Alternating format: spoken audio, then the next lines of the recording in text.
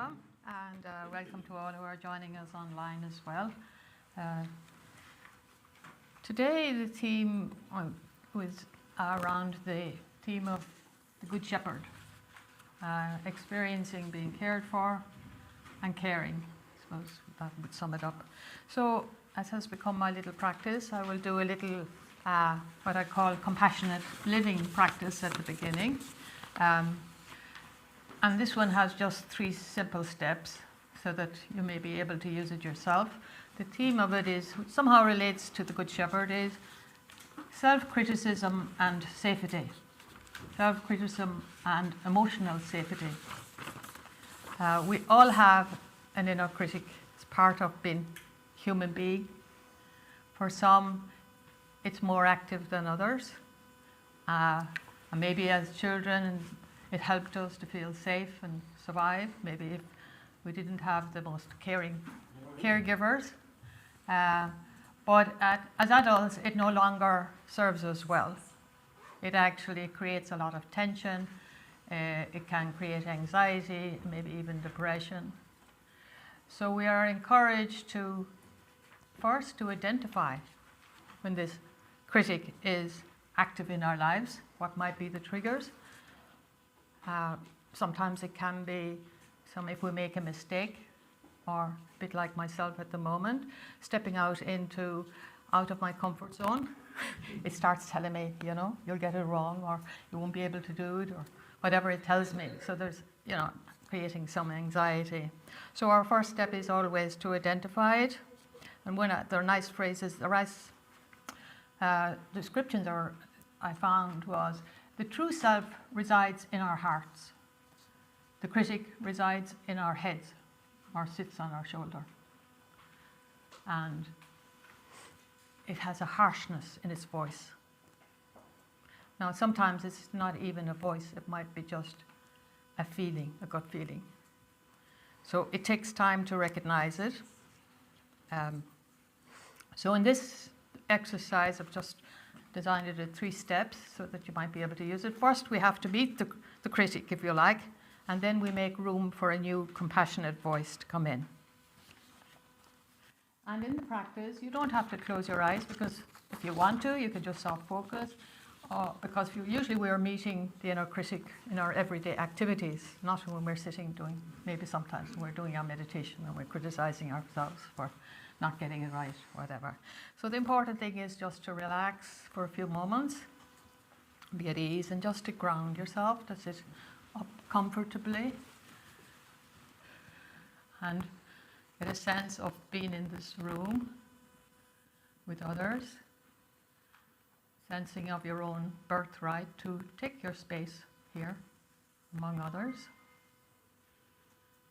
feeling the chair beneath you, your feet on the ground.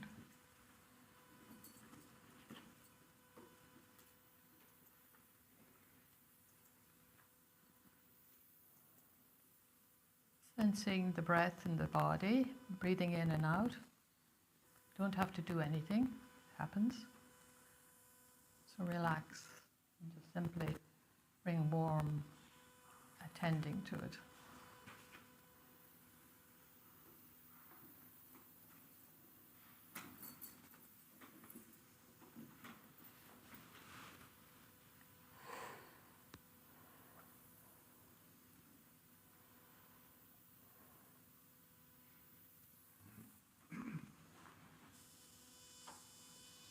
In the first step, I invite you to think about a behavior that you'd like to change, something that you beat yourself up about.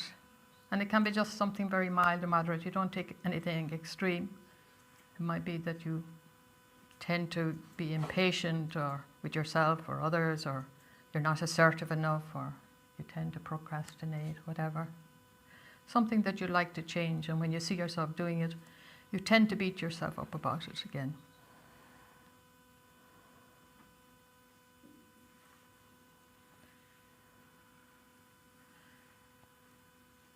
Thinking about how you typically react when you find yourself doing this behavior.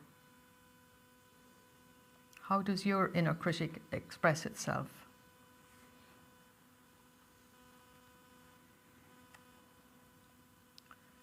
Are there unkind words used?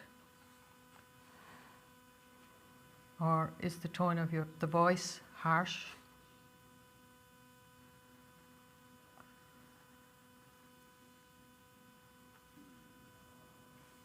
Or maybe it's an image or a physical sensation in the body.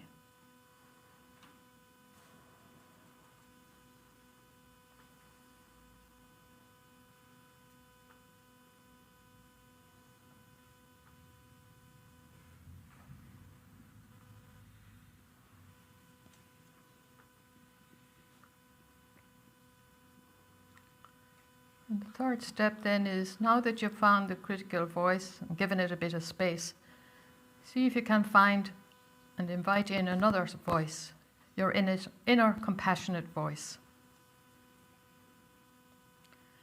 An aspect of yourself that loves and accepts yourself unconditionally.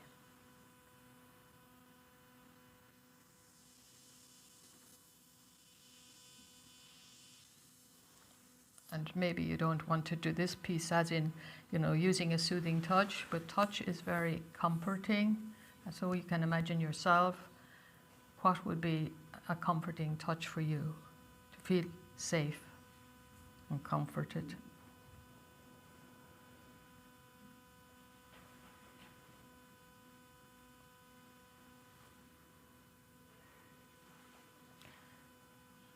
Perhaps an image comes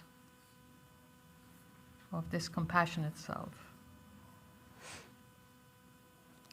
What might this voice say to you?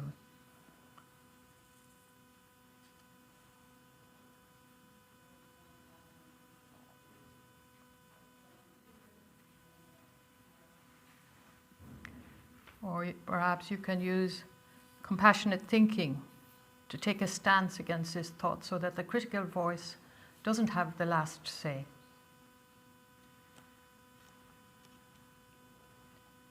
A phrase that I find helpful is to say, is it true? Is it helpful? Is it kind?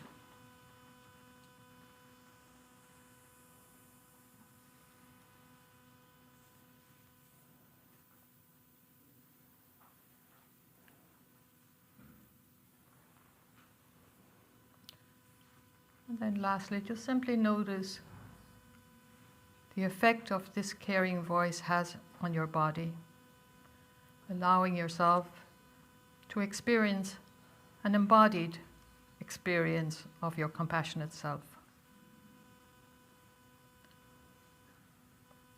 And if you have difficulty finding compassionate words, that's okay. It takes time. The important thing is that we set the intention to be kinder to ourselves. Coming home to kindness.